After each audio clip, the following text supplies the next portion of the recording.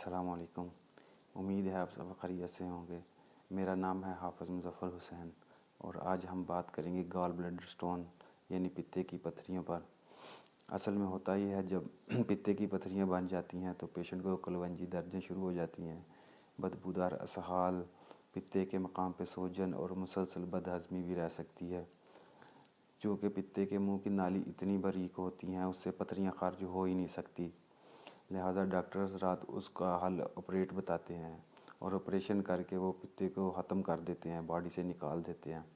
लिहाजा इसके बरअक्स होम्योपैथिक में ऐसी मेडिसन हैं जिनसे पत्थरियों का खात्मा किया जा सकता है।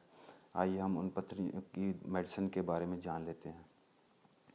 चोनैंथस क्यू, क्लस्ट्रीडियम 3x और फेल्टोरी 3x, जो कि आपको स्क्रीन पे नज़र भी आ रही हैं।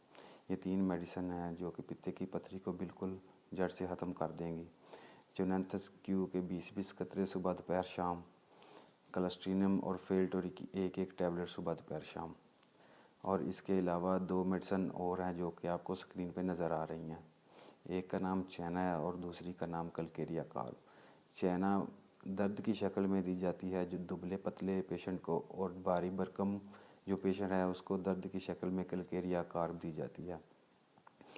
और परहेज़ इसका एक लाजमी जुज़ है, जिसमें पहली परहेज़ है रेड मीट और दूसरा है तमाम रंगदार अशिया, मसलन मसनूई जूस, जलेबी, बिरयानी और तमाम अशिया जिनमें मसनूई रंग इस्तेमाल होता है। और एक लेमन का रस एक शहद के चम्मच में डालकर डेली पिएं। इंशाल्लाह 20 से 25 दिन के अंदर अंदर पत्थरियां ख़त्म हो जाएंगी। मज़ीद जानने के लिए आप मेरे चैनल को लाइक कीजिए, सब्सक्राइब कीजिए, ताकि मेरी आने वाली वीडियो आपको बआसानी मिल सके। वस्सलाम।